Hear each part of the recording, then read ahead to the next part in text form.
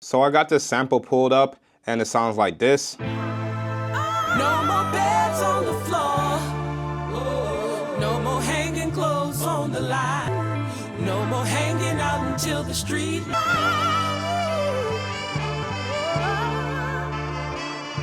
And this sample I got from TrackLib, and if you read the title, it says Suede, no more, no drums. Finding stuff like that is going to make your life a lot more easier. When I first got into sampling, I was trying to sample things that was just like way too hard, had too many instruments in it, versus like looking for actual good samples. So spend some time, and for the most part, I like this part.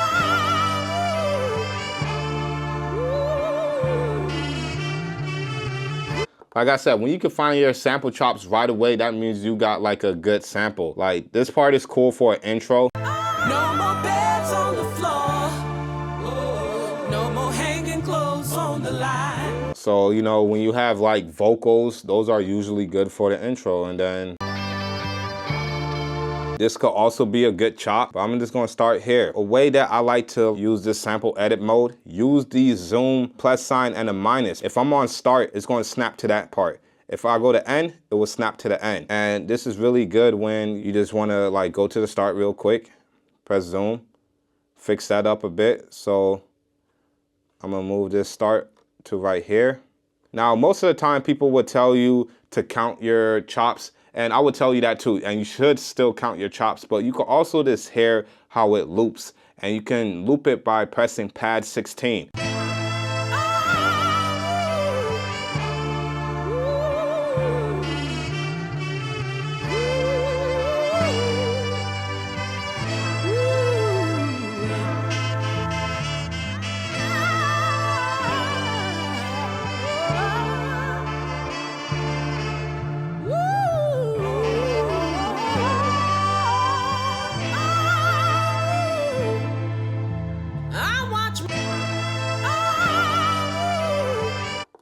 So that sounds cool. We can go back to our start, make sure we have a good starting point.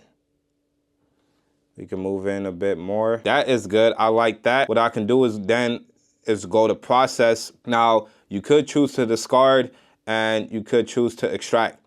The only difference when it comes to all this is that if you're not gonna use any other chops from this, then probably best to discard it. If you're still gonna use other chops from that sample, then it's best to extract it. I'm gonna do extract just in case I wanna, you know, add like that vocal part for the intro. So I could just name that and be chop, do it. And then after that, all you have to do is just click up here and then you could be able to go to your chops and you'll have it right there. And then from here, you could do whatever you want. You could tune it right here.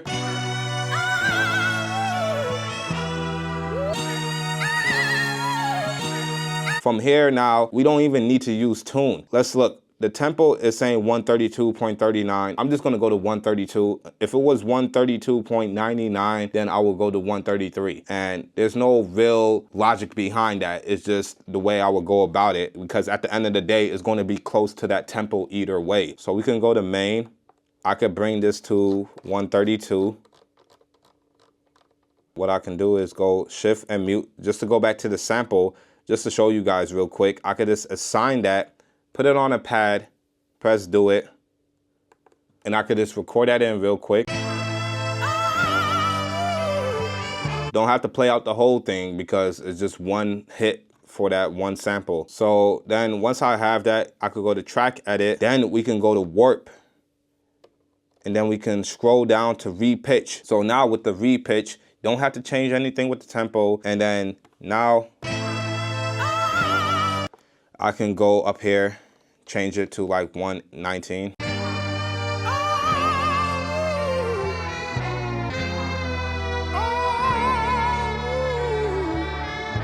So now this is better than tune because you can mess around with the tempos. With tune, you're not gonna even be able to like know like which tempo this is at. You would have to like tap it out. You don't have to do that no more since we have the repitch. But for this whole thing, bro, I already like how the sample sounds and I like the tempo. The only thing I'm gonna do from here is just chop this up. So let me go shift and mute to get back to sample edit mode. Then where it says trim, hit trim. It will switch to chop mode. Then go to BPM chops. I like to go to BPM chops because if you have the BPM, then it's gonna chop it to the beat. And then you have your chops.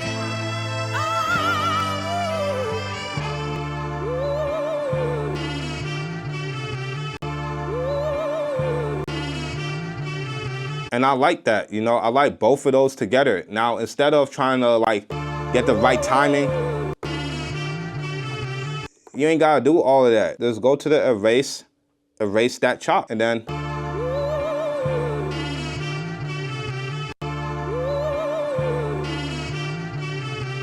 I could find another chop.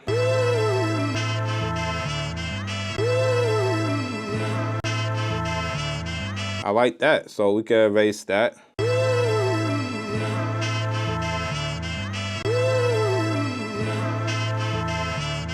And then let's get some more chops.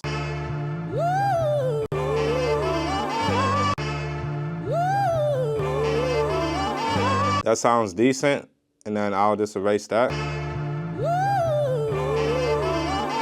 Just probably need like one more chop.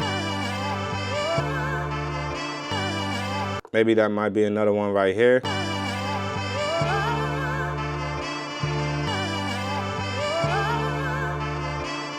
As far as not making your sample beats sound boring, for the most part, especially if you're doing trap sample beats, you're gonna have like a 2-bar loop, and then you wanna have another 2-bar section. 1, 2, 3, 4. 1, 2, 3, 4. That could play for a whole 4-bar, but we're not gonna be that boring. We're just gonna play that probably twice, and then we'll jump into the next chop.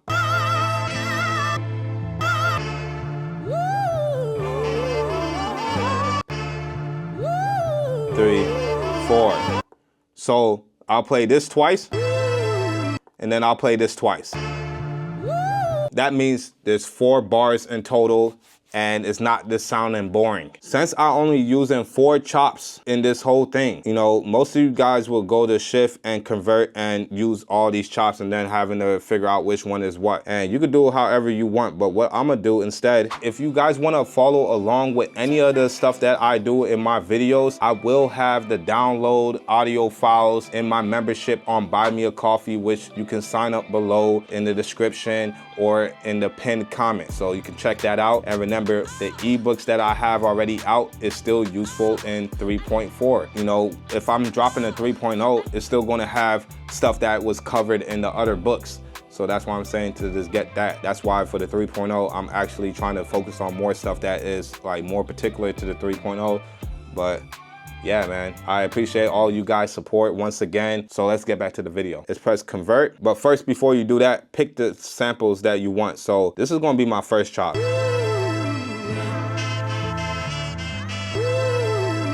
All right, cool. That's the first chop that I want. Then I'm gonna just hold down shift, convert, and I'm gonna go to assign slice to pad. If you're not on this, and if it went to new drum track using slices, scroll all the way over to assign slice to pad. And then I'm gonna hit pad 1. Now, the reason why a sound played from pad 1 when I hit it is because that's the original sample. We don't need that no more. That doesn't mean that it takes away that original sample from the sample pool in sample edit mode. It just means that it's not on pad 1. So then we press do it. And then I want to find my other chop. I said it was going to go into pad 9, I believe. Boom. Convert that and assign it to my second pad because that's going to be the second hit. And then I'm going to use this one, I think pad 8. That's going to be my other half. Convert that and pad 3. And then pad 3. Convert that, put that on pad 4. And then when you press main,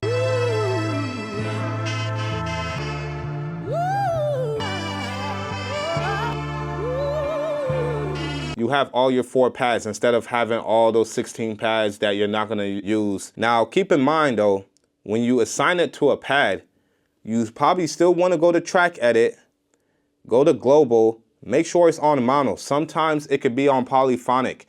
And if it's on polyphonic or it's on 16, this is what happens.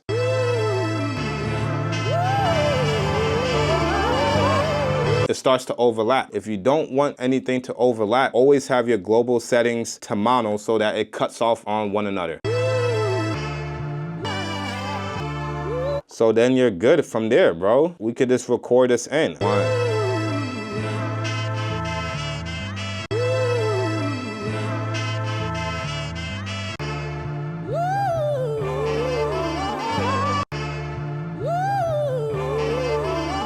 So I was changing the bars up here because I was going to add in that other half, but let me just do one section at a time. So I'm going to keep it 8 bars. If we go to our grid view, I didn't really do a good job playing it on time. So let's just nudge these over.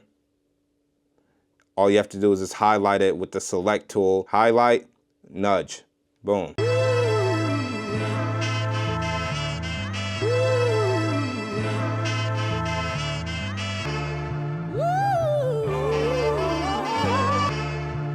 So some of y'all may hear some click from that. All you have to do is just go to track edit. Let's go to envelopes. We're on pad 2 because that was given that click. Just move your attack a bit over because I think it's happening in the beginning of the sample. If it's happening in the end of the sample, then you would just move your decay over like that. But I think it's happening in the beginning of the sample. Before.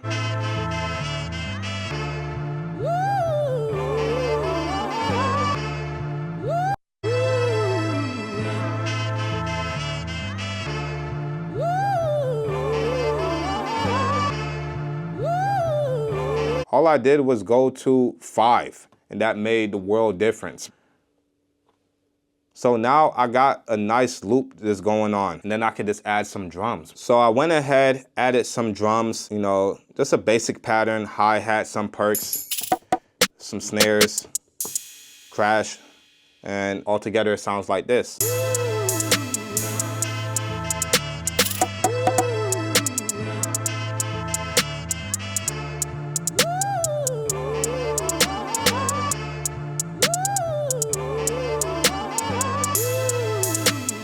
And then let's just go and bring in the 808.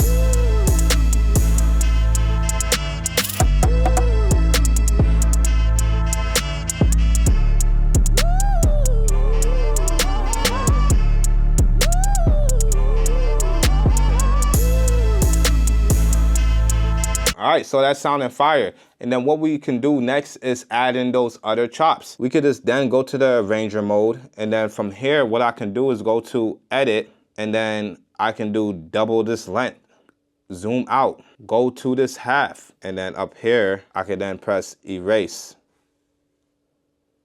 And it'll erase this part that's in the loop. Perfect workflow, because then now I can add in my other chops, overdub and record.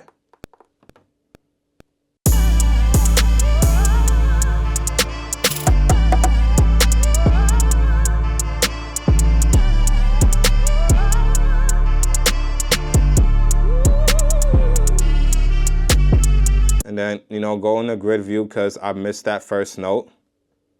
And then nudge it over. Everything else is already in line. Go back to the arranger mode. Then now I have a whole 16 bar loop, which is 8 bars because we're in, you know, double time.